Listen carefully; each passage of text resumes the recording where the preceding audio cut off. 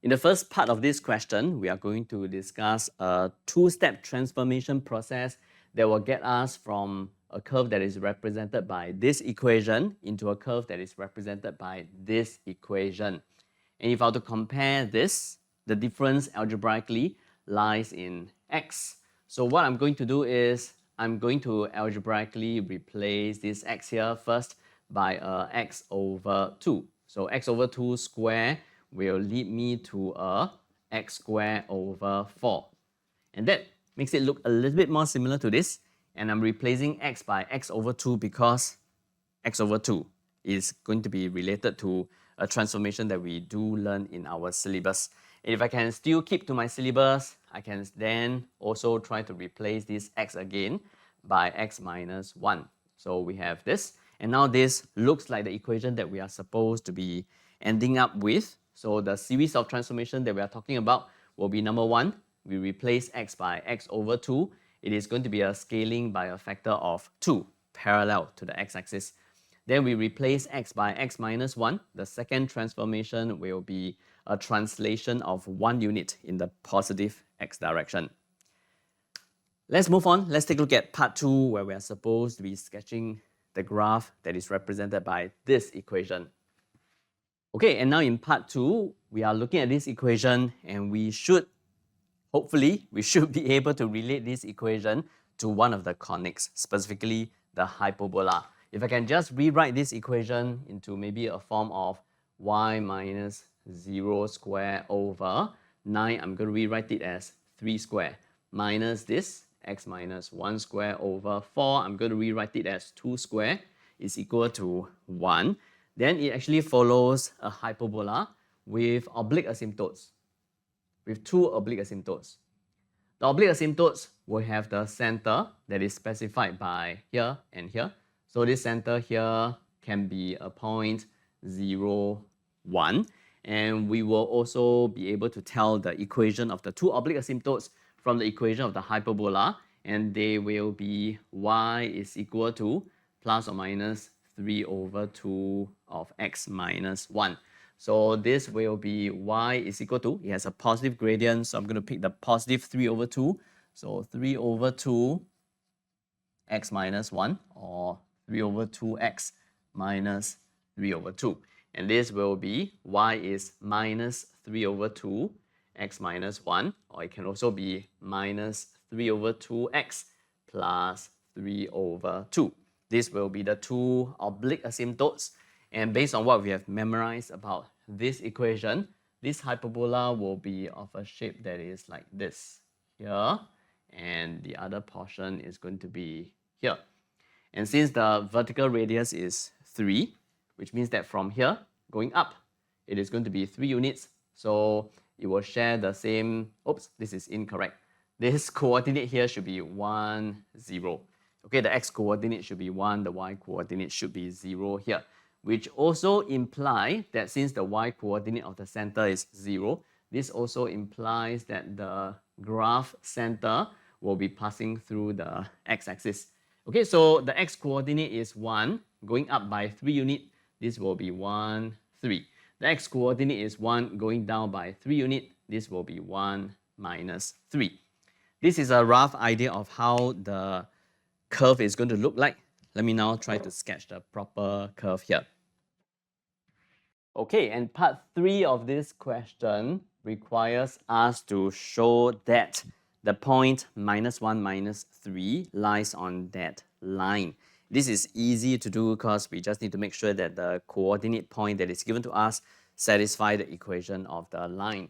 If we were to let x be equal to minus 1, then based on the equation of the line, y is equal to mx, which is going to be minus 1 plus m minus 3. So we have a minus m plus m is going to be 0. Minus 3, this is equal to minus 3, which means that when x is equal to minus 1, y for the line is minus 3. Therefore, we can conclude based on this that the point minus 1, minus 3 lies on the line y is equal to mx plus m minus 3. And this is regardless of the values of m. So it is going to be lying on this for all real values of m.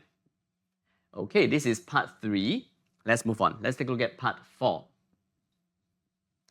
In part 4, we want to hence use this diagram here to find the range of values of k such that this equation, let me write it down, kx plus k minus 3 square over 9 minus away x minus 1 square over 4 is equal to 1, such that this equation here has 2 negative real roots. And we are going to be making use of this. And for this graph, it is following this equation. So we know that this equation will probably be influencing this. If I were to just write it down here, y squared over 9 minus away, x minus 1 squared over 4 is equal to 1. We can definitely see the similarity of how this can be potentially influencing this. And if you were to think about it a little bit more, if I were to say that this is the first equation, this is actually the interaction between this equation and another equation, y is equal to kx plus k minus 3. So if I have a pair of simultaneous equations that is like this, if we were to try to do some substitution, substituting 2 into 1, specifically here, we are going to be getting this. This will also mean that the result, the solution to the simultaneous equation, specifically the x solution to this pair of simultaneous equation, will also be the solution to this particular equation here, since this is the result of us solving this pair of simultaneous equation. And the good thing is, if this were to be represented by the curve, then if I can also draw this line on top of this curve, then the x-coordinates of the intersection between these two graphs will also be giving us the x solution to the simultaneous equation between these two equations. Okay, so my attempt is going to be trying to draw this graph here and making sure that the x-coordinates of the intersection are going to be 2 real and negative x values, because that will also imply that this equation will have 2 negative real roots. So in order for me to draw this, okay, I'm going to be looking at my second graph. This is my first graph. I'm going to be looking at my second graph as y is equal to kx plus k minus 3. And this is not an easy line to be sketching here because we don't know what is k. K is influencing both the y-intercept and also the gradient. Too much things are changing. But we have a hint that is given to us from the previous part of the question, because this format looks exactly the same as this format, except that m is replaced by k. So if you think about it, if minus 1, minus 3 lies on this line regardless of m, that means minus 1, minus 3 will also be lying on this line regardless of k, which also then implies that this line will always be passing through minus 1, minus 3. So although we cannot draw this line, but we can draw a point that lies on this line, minus 1, minus 3. Let's take a look at this. Minus 1, minus 3 is most likely not going to be a random point that is on this graph. It should be somewhere that is most likely related to an existing feature that is on this graph. For example, minus 3. Okay, the y-coordinate of this maximum point is minus 3. And the y-coordinate of this is also minus 3. That means that point should be lying on a line, a horizontal line that passes through this. Okay? And, okay, let's think about it. So it is definitely not this point, because here we have a minus 1, minus 3, so it's going to be here. Let's analyze this particular point, because like what I was saying, from experience, it should be lying on a prominent point. Okay, so let's test whether this point here is really minus 1, minus 3. For example, if I were to let x here be minus 1, then y is going to be equal to 3 over 2 minus 1 minus 3 over 2, which is actually minus 3. That means the point minus 1 minus 3 lies on this oblique asymptote, which means that this is going to be the point. This is going to be the point minus 1 minus 3. Okay, now this helps us to focus our analysis a little bit more, because at least I know that this line is going to be pivoted about this point. Let's think about it. The x-coordinates of the intersection between this line and this curve will be giving us the roots to this equation over here. And according to the question, the roots of this equation must be two negative real numbers. So one of the possible line that can give us a result that is like this can maybe be a line that is, let's say here, like this, right?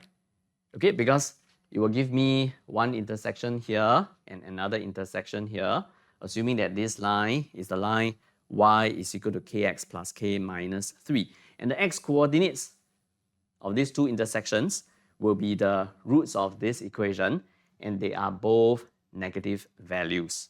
So yeah, this is a line that is going to be giving me the kind of k that I want in order for this equation here to have two negative real roots. Is there any other lines that can potentially be giving me the same two negative real roots to the equation? Yes, we just need to keep swinging this line, right? Okay, we will still be able to get it cutting at 2 points. If I were to make the gradient, this is a negative gradient. If I were to make the gradient more negative, the maximum it can go before it stops cutting this graph at two negative x coordinate points when it comes to the intersection will be when I swing this. Okay, if I were to swing this all the way until when it is here, something that is like this here, where this line start to be totally parallel to this oblique asymptote. Because the moment it is a little bit more negative, when it's a little bit more negative, it will still be cutting at one point, and it will also be cutting at another point that is there. Okay, furthermore, if you were to do one more analysis, this is getting a little bit more detailed. If you were to look at the y coordinate of this point, which is the y-intercept of the curve, the y coordinate here, I've calculated this using the calculator. This y coordinate here is negative 3.3541. And when this line is such that it is totally parallel to this, that means it is when k is negative 3/2, the y-intercept that is on this line, this point here, is negative 4.5. I've also calculated that. So if this were to be negative 4.5 when it is parallel, and this point here has a y-intercept of negative 3.35, that means we know that this will always be below this point. This point will always be below this point, so it will continue to intersect and give us a negative x coordinate. So this is the max, because if I were to hit this, then it will start to intersect at only one negative x coordinate point. The other side is not going to be intersecting this. But the moment when this is a little bit more negative, yeah, then an intersection will happen there, and intersection will happen here. So we do 1k, which is now going to be the gradient of this line, to be making this line having a gradient that is more negative than negative 3/2. So we want it to be here. Okay, we want it to be more here, in fact. We want it to be more here until when it is almost totally vertical. So it should be, k should be more negative than negative 3/2 all the way until negative infinity when it hits almost a vertical line. So we know that based on our observations, k must be strictly less than negative 3/2. Okay, it cannot be even equal to negative 3/2, or else there will only be one intersection. But if you think about it, there's a possibility of having another version of this line that will give me two negative x coordinates for the points of intersection. And that is when k becomes positive. That is when the gradient of this line becomes positive. Because I can also imagine drawing a line that is positive gradient, for example, something that is like this. Oops, I'm passing through this point. I'm supposed to draw it a little bit more to the left. So maybe let me just try it one more time, okay? So it is still going to be having a positive gradient, a little bit more to the left. I swing this a bit more to the left, and it is going to be giving me one negative x coordinate and another negative x coordinate here. 1 point here, 1 point here. Okay, it is going to give me two negative x coordinates for the intersection point, which means that this positive gradient line will also give me two negative roots to this particular equation. So anything that is here, all the way positive, all the way until when it hits the positive infinity, will be giving us two positive x, two negative x coordinates for the intersection point until when it is here, exactly here, which is what I drew initially, and I got it sort of like touching this point that is here, because the moment when the positivity drops, I mean, when it is more positive, it will still be cutting at two negative x coordinate. But when it drops all the way, when I try to move this line all the way until when it passes through this point and the y-intercept of this curve here, then the solution will be 1 negative, 1 0. And this is not what the question wants. So we want the gradient to be more than this, so that it will be steeper than this. So this is the max gradient, which means that another version for k, it will be k to be bigger than the gradient of this line, a line that passes through this point and the point where the curve cuts the y-intercept. So let's look at the gradient of this line.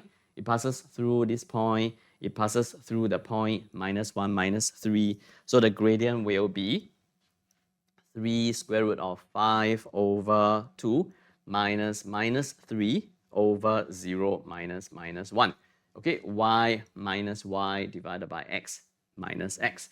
So this version of k will be such that k is bigger than 3 square root of 5 over 2 plus 3.